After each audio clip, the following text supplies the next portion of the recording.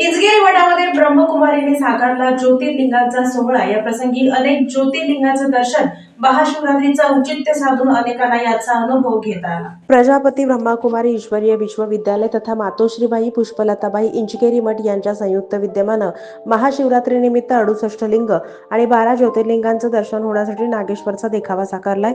याचा मंगळवारी 9 वाजता मान्यवरांच्या हस्ते उद्घाटन सोहळा संपन्न झाला। विशेष आकर्षण हा देखावा जवळपास 2 एकरमध्ये साकारलाय। हा देखावा साकारण्यासाठी रवींद्र कन्नुरे आणि त्यांची टीम 12 दिवस मेहनत करीत होती। यावेळी ब्रह्मकुमारीच्या संस्थेच्या कार्याची माहिती देण्यात आली आणि हे ध्यान केंद्र उभारण्यात आलं।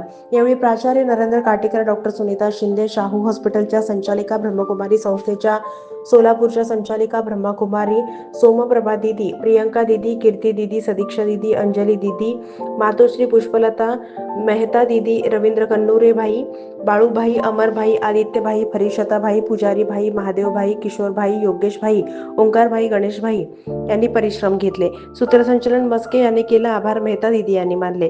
25 ते 27 फेब्रुवारी दरम्यान हा देखावा सकाळी 7 ते रात्री 10 या वेळेमध्ये खुला ठेवण्यात आला होता।